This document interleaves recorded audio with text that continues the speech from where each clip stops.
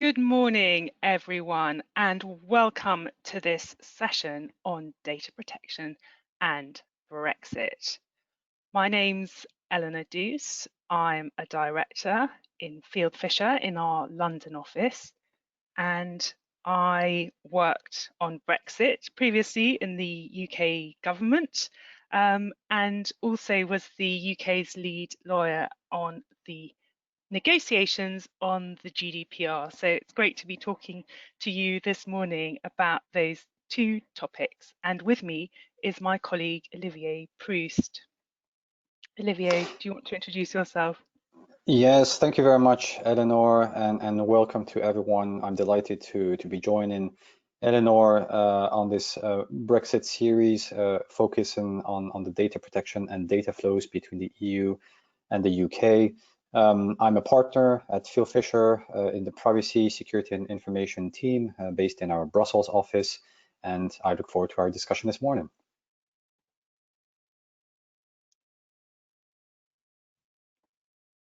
So just to talk a little bit about our Brexit webinar series, this is the fifth of our sessions. If you've missed any of them and they look useful to you, don't worry, because they're all recorded, as this session will be, and they're available on our YouTube website. Otherwise, if you want to join any of these sessions in the future, we're holding them every Thursday at 10 a.m. UK time. So there are a few more in the series to go. If you want to ask any questions during the course of the webinar, please do so. You'll see a questions box on the right-hand side of your screen. So open that up, put in your question, and we'll attempt to answer it during the webinar, probably at the end. But if we don't get to your question, don't worry, because we will keep hold of it and we will respond to you by email a little later on. So we will definitely take all the questions that you pose, so feel free to ask them. Right, let's move on then. In terms of the structure of this session, we're going to start off by giving you a broad overview of the Brexit landscape, because it is quite complicated. And then we're going to go on to talk about how that plays out in the field of data protection.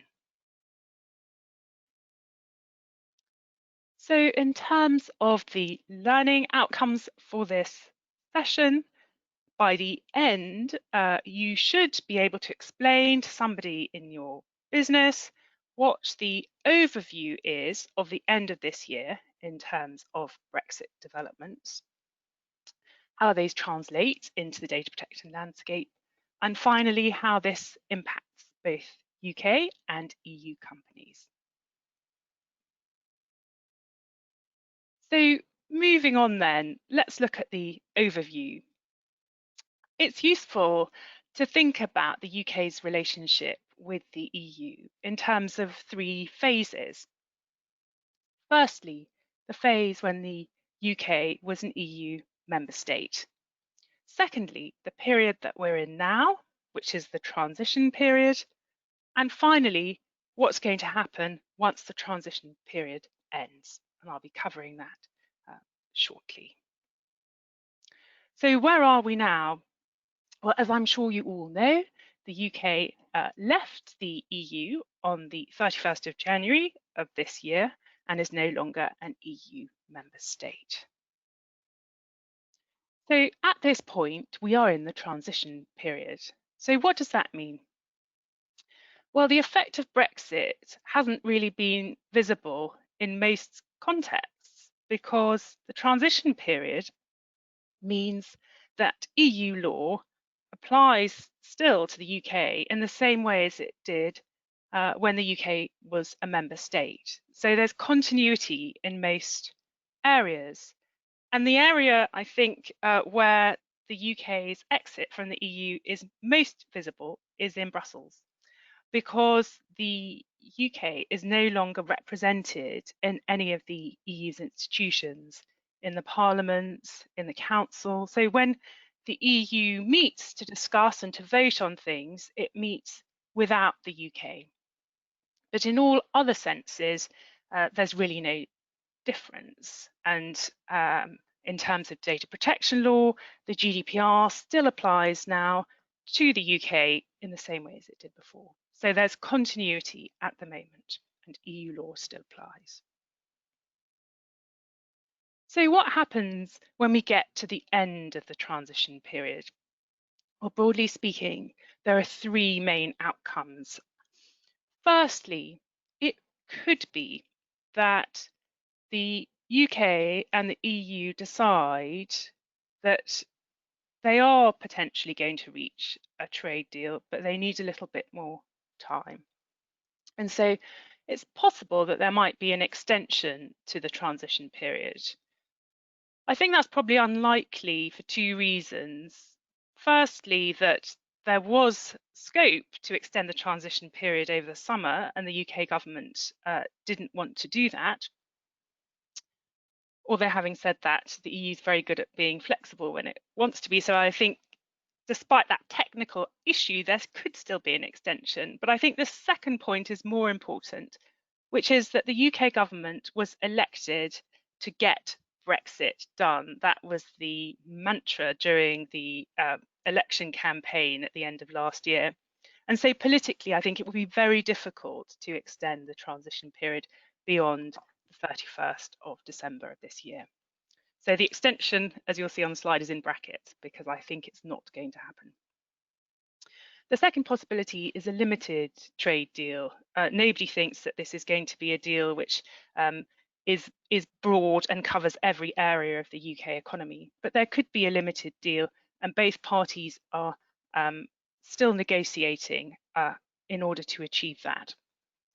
And the third option is no deal, and you'll see different percentages given about the prospects of no deal. Some think that's most likely, others think it's not so likely, and perhaps we'll talk a little bit about that as we go through the webinar. But those are the three possibilities at the end of the transition period.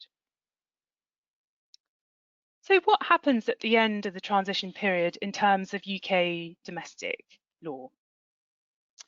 Well, the real difficulty, one of the real difficulties for the UK was the fact that so much of our law comes from the EU. What do you do when that relationship ends? And in order to preserve continuity in terms of how the UK economy is regulated, even some years ago, actually under Theresa May's government, the decision was taken that EU law should be saved and turned into domestic law. So we have this new body of law which will come into our domestic legal system at the end of the transition period called retained EU law. But what it really is EU law, but simply, as I say, turned into UK law. So what does that mean? And now we're coming on to the second part of our session in terms of data protection and the data protection landscape in the Brexit context. Well, just to pick up the thread from just a moment before in the last slide, the UK at the end of the transition period will be turning the GDPR into a UK version of the GDPR.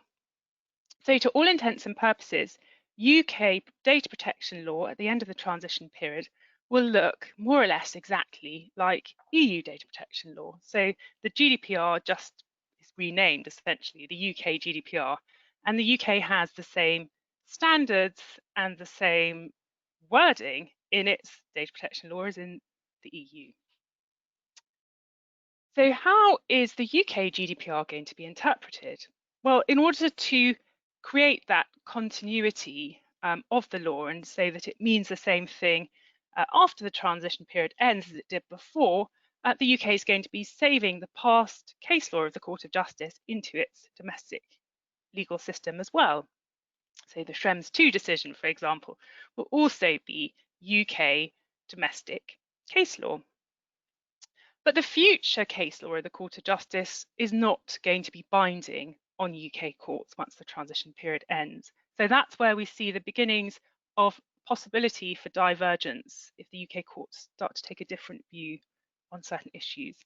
And you'll notice that where I've put past case law of the Court of Justice, I've put a question mark, because there is a possibility that the UK government will legislate to allow UK domestic courts to depart quite quickly from the case law of the Court of Justice. And that's an issue that's up in the air at the moment. So as I'm sure we'll be discussing as we go through, the picture on Brexit really is still quite uncertain. And this is an area of uncertainty. To what extent will the past case law of the Court of Justice still be binding on UK domestic courts? It may be that, in fact, it's not going to be binding for all that long, and that we will get that divergence quite quickly. I think there's a perception sometimes that Brexit is very much something which impacts on the UK, and of course that is true, but there are also impacts on EU companies. And I just want to give an example of that in terms of the UK GDPR. So I said a moment ago that the UK GDPR will look more or less the same as the EU GDPR. And of course, Article 3 of the EU GDPR has extraterritorial scope. It applies the GDPR extraterritorially. And because the UK is mirroring the GDPR, then the UK GDPR will also potentially catch and apply to EU companies. So if you're an EU company, which also has offices in the UK, you may well be established in the UK for your UK-facing processing under Article 3.1 of the UK GDPR. So you may find that the UK GDPR applies to you because you've got a presence in the UK. And also, of course, the extraterritorial scope provisions may apply. So you may find if you're selling goods into the UK or monitoring UK data subjects, that you are caught by the extraterritorial scope provisions of the UK GDPR. So this legislation has the potential to apply to EU companies, as well as, of course, applying to UK companies. I just wanted to mention as well that the withdrawal agreement between the EU and the UK does have provisions that relate to data protection, and that's something I think that hasn't been mentioned all that much in discussions on Brexit and data. And it's Article 71, which is the relevant provision, and Article 71.1 in particular is something I want to just highlight to you briefly. So Olivier is going to talk in a moment in a bit more detail about the future relationship and the possibility of adequacy for the UK, EU adequacy for the UK. Now, if that doesn't happen, then the withdrawal agreement steps in and Article 71 will apply. And what it does is that it protects legacy data, if I can call it that has come from the EU either during the UK's EU membership or during the transition period.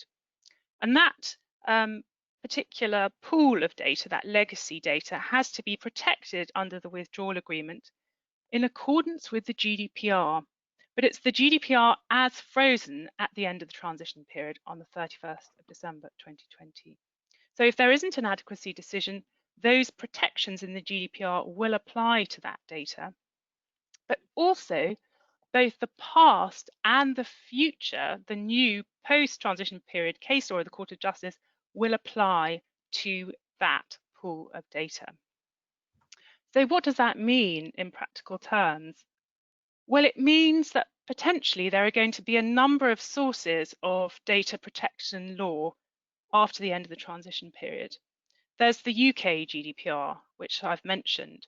But if the UK doesn't get an adequacy decision, then there's also the frozen GDPR, which applies to that legacy data that's come from the EU and protects it to GDPR standards, even if the UK is not successful in gaining an adequacy decision. And then, of course, there's the EU GDPR.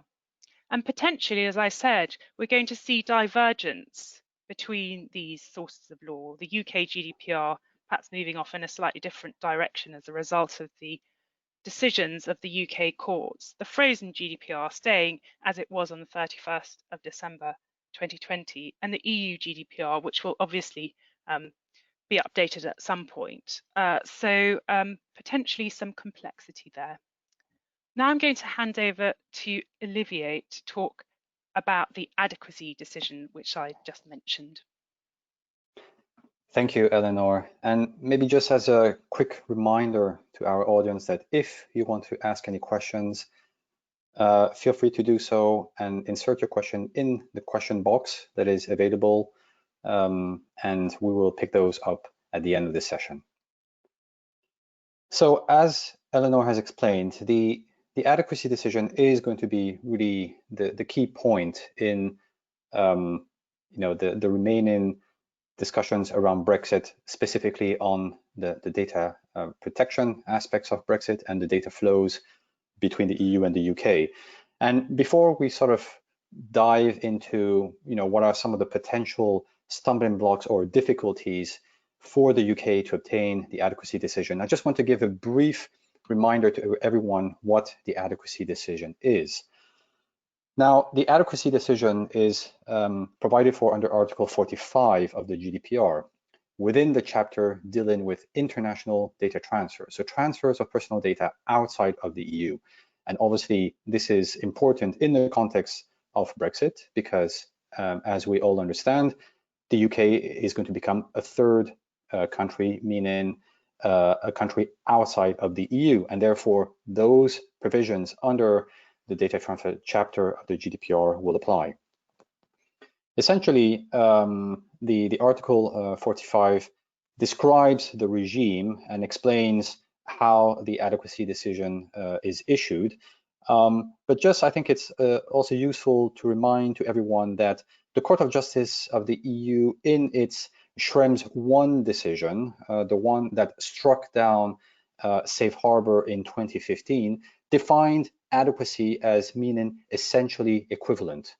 So the Court of Justice did explain how the term adequate needed to be interpreted in light of these provisions under the GDPR, and they should be understood as meaning that the laws in the third country who is applying for the adequacy decision should provide a level of protection for personal data which is essentially equivalent to the one under the EU. So who is responsible for issuing the adequacy decision, and what is the process that is put in place? Well, the key player is the European Commission, because the European Commission, in the first phase of the whole adequacy decision process, has to make an assessment of the existing laws in the third country that is applying for the adequacy decision. And some of the things that the European Commission is going to look at are, for example, the rule of law in the country, respect for human rights and fundamental freedoms, but also relevant legislation, in particular legislation in the field of public security, defense, national security and criminal law. The European Commission will also look at things such as access of public authorities to personal data, which is a particularly key point in the current sort of general situation that we're in, and following also the Schrems 2 decision. It will also look at specifically the data protection laws of the third country, of course, and provisions under the national data protection laws on onward transfers to third countries. So data that would be transferred from the UK to another third country. The European Commission will also look at whether there is effective and enforceable data subject rights that are provided for, effective administrative and judicial redress that is available, and also the effective functioning of an independent supervisory authority.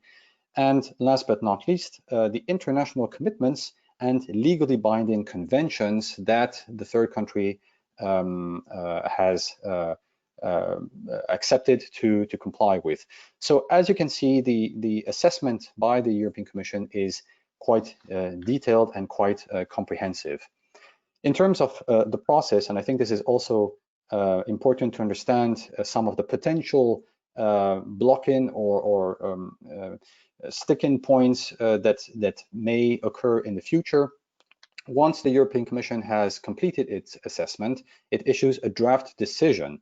this draft decision is sent to the EDPB, who issues an opinion. So the European Data Protection Board, which is composed of representatives of the 27 EU data protection authorities and the EDPS and European Commission, will issue an opinion.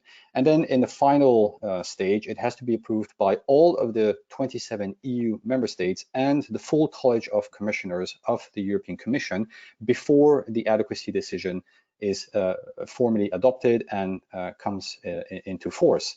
So as you can see, there are a few hurdles along the way before such a decision is pronounced for the UK. And in terms of time, and just to give a sort of a sense of the time that it usually takes, or at least for some of the previous countries who have already received the adequacy decision, this usually takes several years, and in some cases, it has taken up to 10 years before a country received the adequacy decision. Hopefully, this will not be the case here.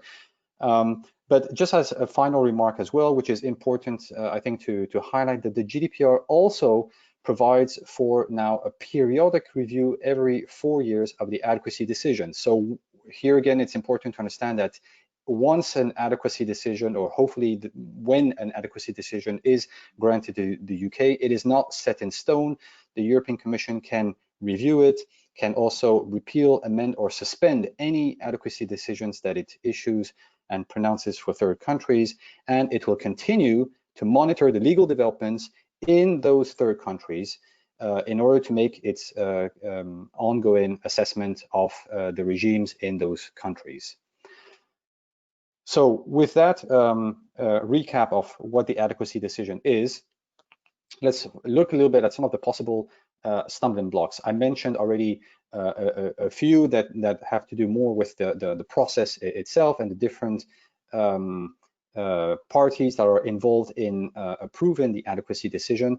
There's obviously a timing issue here as well. Eleanor explained where we are in the Brexit process, and the key deadline here is going to be the 31st of December 2020. We will come back to the timing issue in more detail on one of the coming slides.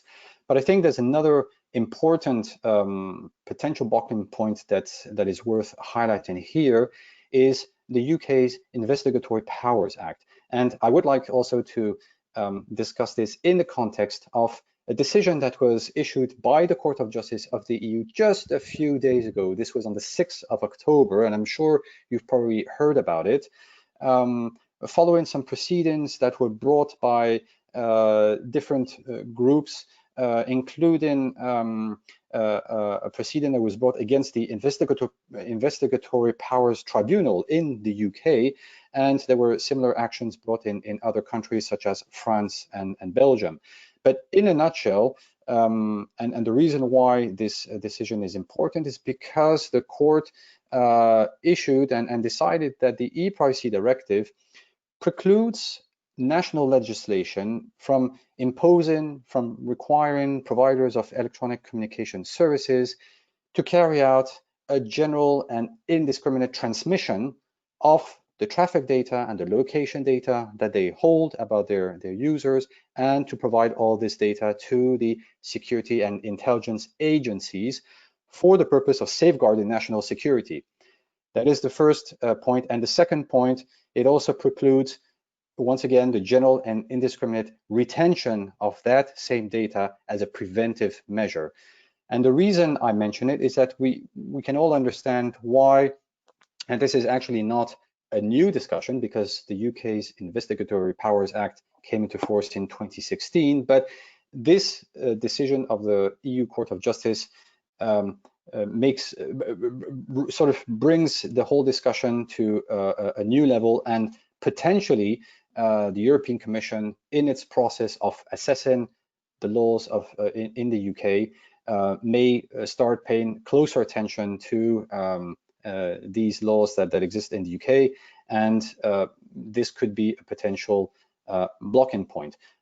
With that, I just wanted to hand it back to Eleanor, and to ask Eleanor, from your point of view in the UK, how realistic do you think that the Investigatory Powers Act might be a blocking point, and what is the impact of this decision, this ruling of the Court of Justice of the EU? Thanks, Olivier. I mean, I think that the decision is bound to have some impact because essentially what's required if you're going to be the recipient of an adequacy decision is that you should have a good standard of data protection. And obviously, from what the court said, there are areas in our Investigatory Powers Act and in our legislative framework which have been found wanting, if I can put it that way. So I think that there will be pressure to do something in this area. I think probably that pressure has existed for a while. I think if you look back over the last few months at the commentary, the Investigatory Powers Act has been something which is raised time and again as something which would need some changes if the UK was to receive an adequacy decision. So this may be something which both sides were anticipating and are in the process of doing something about. The only thing I would say, though, is that, of course, as the court made clear, this isn't just about the UK. France also has legislation in this space which isn't up to EU standards, if I can put it that way. And in some ways, it'd be very ironic if the UK was doing more or less the same thing as other or as EU member states and wasn't deemed to be essentially equivalent in terms of its protection. And those states, as I say, are doing, exactly the same thing. So I think this is also, apart from being a sort of legal issue, it's going to be quite political as well. And I think that's one aspect that we should be aware of in terms of adequacy. It's quite a political thing. It is about, it's about trade, it's about relationships, it's about all of those sorts of dynamics, as well as about being, an analysis of legal measures and the rule of law. Yeah, no, I think you're absolutely right, Eleanor, to highlight the fact that the court's ruling does apply to the EU as a whole. It doesn't target or it doesn't concern specifically the UK. And there have been comments in the past around there's a certain form of hypocrisy in the EU, whereby the EU tells, for example, some third countries such as the United States, your laws are too extensive, they're in violation of our EU fundamental rights. But then when you look at the national laws in some of the EU member states, well, that you could question whether they are in line with the EU Charter of Fundamental Rights. But that is probably for another discussion. So coming back to the adequacy decision and the stumbling blocks, another potential stumbling block is the internal market bill that was introduced also, or that is currently being discussed in the UK Parliament. And so once again, Eleanor, could you explain to us briefly what the internal market bill is, what it says, and what impact it can have on the adequacy decision? Yes. So the internal market bill, to a large extent, is about ensuring that the market within the UK is regulated in the same way, so that you have a free flow of goods between England and Scotland, Wales and Northern Ireland. So that's what it does generally, but there are some very controversial provisions in it too, because it also deals with the Northern Ireland Protocol, which is part of the EU-UK withdrawal agreement. And the government has conceded that some provisions in that bill breach the withdrawal agreement, so breach international law, they've said, but in a specific and limited way. And that has caused a furore. We've had 5 former UK prime ministers saying that this is not how the UK behaves on the international stage. And the European Commission said to the UK, either you take out those clauses or we launch infringement proceedings against the UK. Those clauses remain in the bill. The infringement proceedings have been commenced. The bill is now in the House of Lords, and people are speculating, are the House of Lords actually going to vote down these provisions? So there's an awful lot of turbulence that's being caused by that. But I think in terms of how does that translate to the adequacy decision, I think there is now a question mark about the UK's position as regards the rule of law, which Olivier was mentioning, and I think some concern that the UK seems to be departing from a principle which has been long held, that the UK complies fully with its international law obligations. No, indeed, this is really interesting. I think at this point, I just wanted to maybe highlight again to our audience that on this whole Brexit issue, you have two parallel discussions that are taking place, because I'm not sure it's always clear for everyone. Even for myself, I had to make sure that I was separating the two in my mind. So just on that point, you have on the one hand, at least in Brussels, you have the team that is led by Michel Barnier, who is leading the discussions on the Brexit. He was involved in the withdrawal agreement, and he's involved in the discussions at a political level on the future trade agreement between the EU and the UK. And then in parallel, you have a separate team at the European Commission reviewing or discussing and assessing specifically the adequacy decision. So while we do see a little bit of overlap, and all these different issues are sort of influencing these different ongoing discussions and processes, there are actually two different streams of discussions taking place in parallel.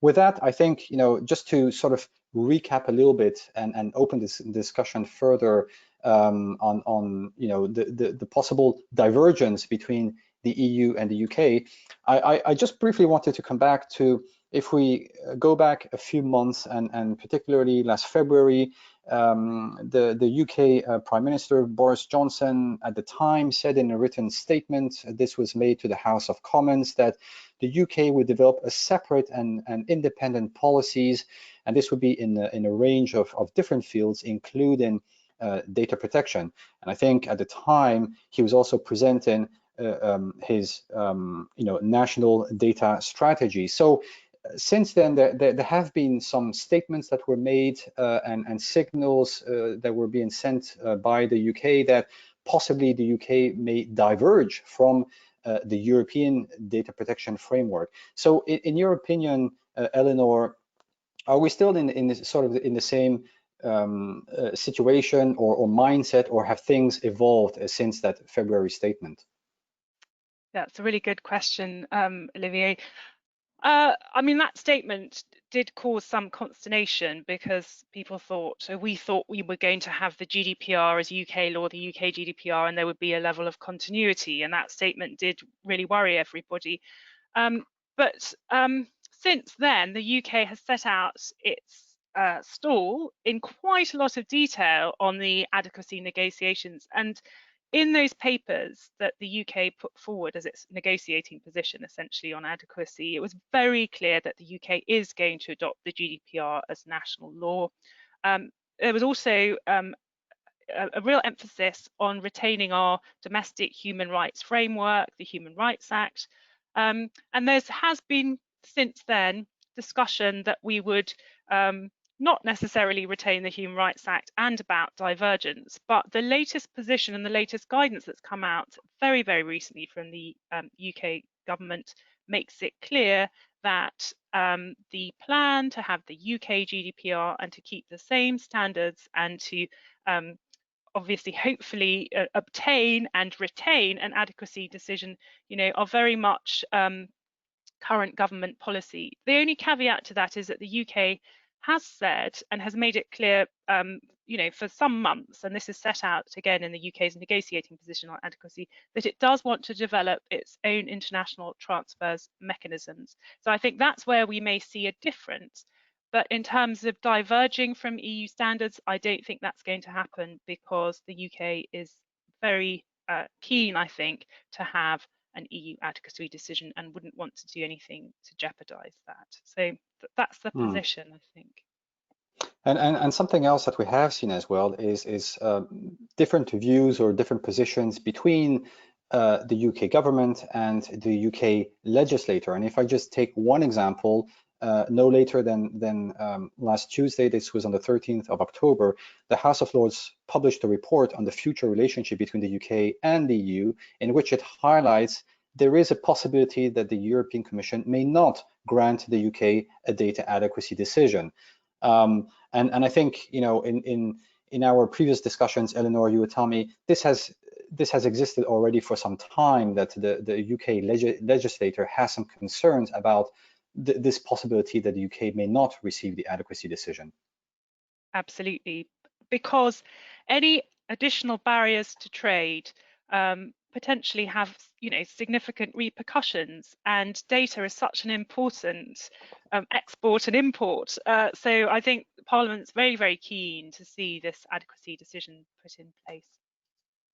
Yeah, so I think, you know, moving on in the discussion and to the next slide, there is clearly, you know, an interest, at least at an economic level, to maintain a free flow of data between the EU and the UK. But just to sort of summarize the possible outcomes with respect to the adequacy decision, there are three possible scenarios. The first one is and which would be the most optimistic, but also the better outcome, is that the adequacy decision is pronounced before the end of the transition period, so before the 31st of December 2020, and that would really enable a smooth transition towards full Brexit, so the UK becoming a full third country, at least from a data protection standpoint. The second hypothesis or possible outcome is that the adequacy decision is in progress but is delayed, so it is not adopted before the end of the transition period.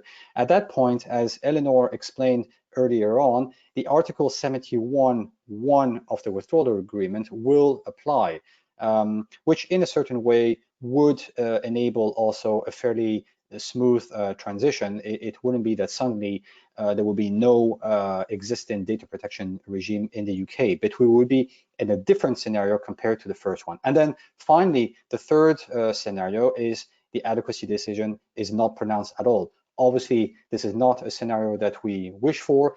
It is possibly the most unlikely scenario, but I have to say that at the same time, it is a scenario that has gained importance. If we look back at, you know, the discussions that were taking place at the beginning of this year, there was quite a lot of optimism that the adequacy decision was going to be adopted fairly quickly, and you know, I think that optimism to a certain degree has changed a little bit. So if we look on our next slide, we've presented things in a slightly different manner, and we wanted to show this to you more in the form of a timeline, starting with the 31st of January, which is the beginning of the transition period.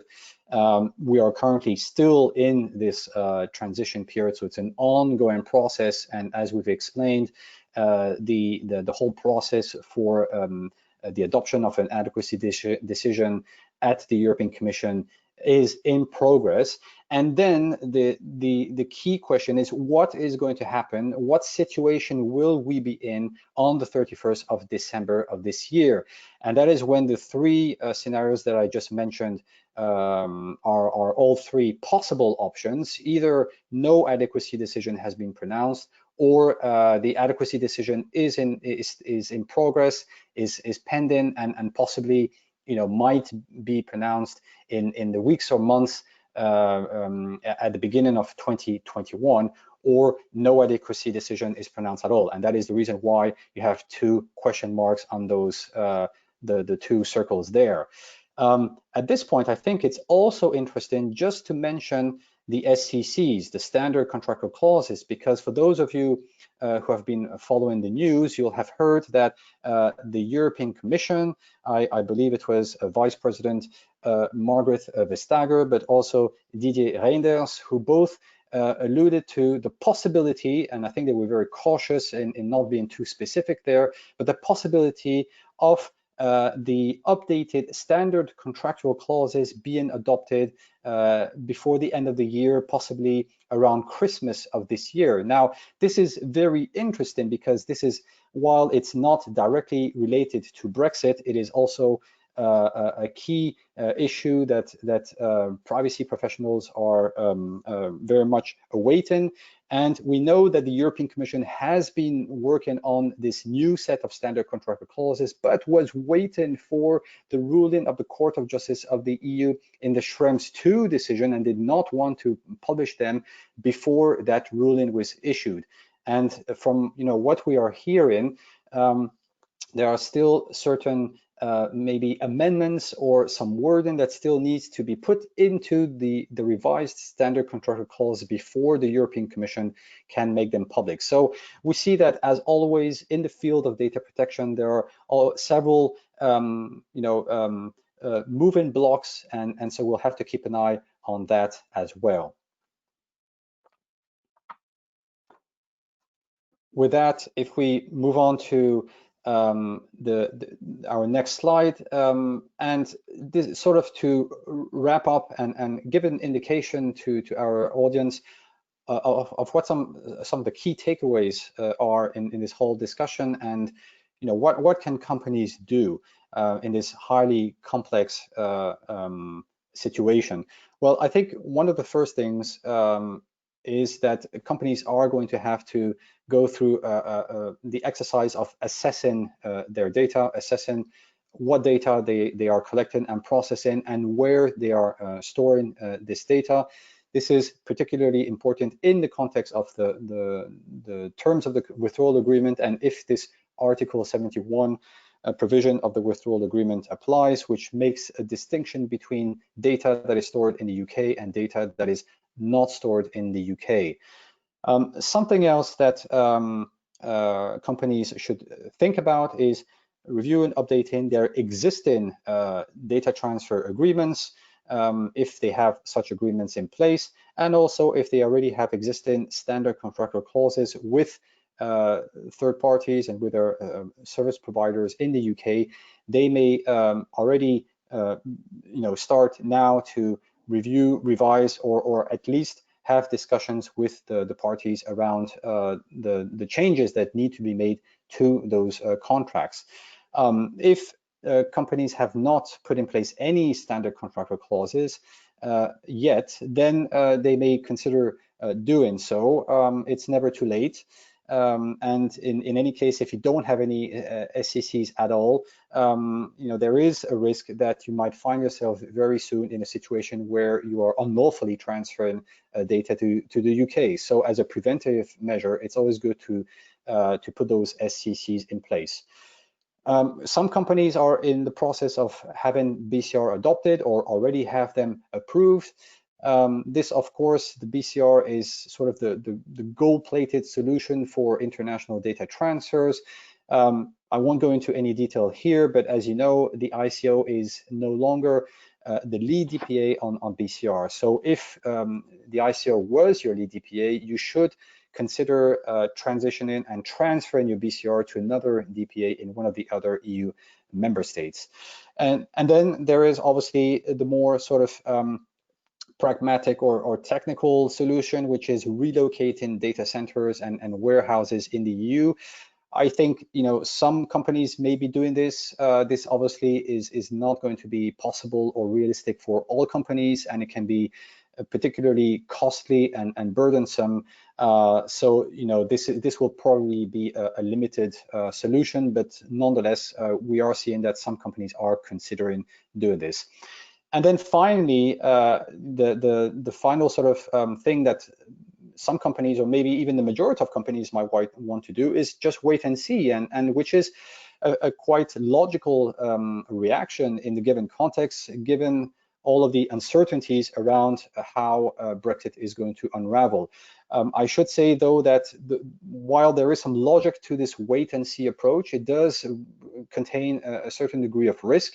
And once the things become clear, then things are going to accelerate at that point, and we are likely to see a lot of companies struggling to try and put the proper mechanisms within a short period of time. So it's not necessarily the best approach, even though it's understandable from a logical point of view. With that, Eleanor, I wanted to hand it back to you to ask you if you have any sort of final points that you wanted to make on this whole discussion. I mean, it is such a difficult thing to have to deal with these different scenarios and this uncertainty when we know that the crunch point is coming very, very soon. But I think you do need to prepare and be strategic and prioritize, perhaps if you haven't got SCCs in place, those contracts where it's absolutely crucial that you can continue to have a flow of data from the EU to the UK. So I think risk assess and prioritise and put in place practical measures as much as you can, but obviously with the caveat that this is all very, very difficult to prepare for. Absolutely. So with that, I think we've reached the end of the presentation, and so we'll probably take a few questions in the remaining minutes that we have. And I think we have received a few questions on the standard contractual clauses. So, one of the questions being, well, if no adequacy decision is reached between the UK and the EU, then the fallback position is that companies are going to have to rely to a large extent on the standard contractual clauses. And the question is whether there is any clarity on the effect of the Schrems II case on the signing of the standard contractual clauses. Now, that is indeed a very good question, and I sort of hinted at that earlier on in my presentation when I said that in the recent announcements that were made by the European Commission, they mentioned that possibly the new standard contractual clauses will be adopted by Christmas this year. I think that the reason for the delay is precisely because the European Commission is and needs to take into consideration the ruling of the Court of Justice of the EU in the Schrems II case, particularly around what the court says about the adequate measures or the sufficient guarantees that EU data exporters need to put in place when they are transferring personal data outside of the EU to parties in third countries.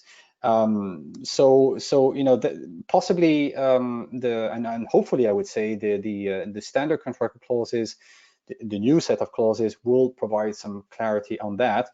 Let's not forget also that the EDPB did mention also that it was going to issue some guidelines or provide some analysis, some further analysis, because it did issue already an FAQ in July, but which was quite high level. And so we are waiting for the EDPB's further guidelines on the SCCs as well. I don't know, Eleanor, if you wanted to add anything to that. The only thing I'll say is that my understanding is that the FAQs were extremely difficult to agree as between all the EU regulators, and I imagine the guidance is going to be even more difficult. So I don't know how quickly we're going to see that, just so that everyone's aware. It may not come that fast. So we have another question.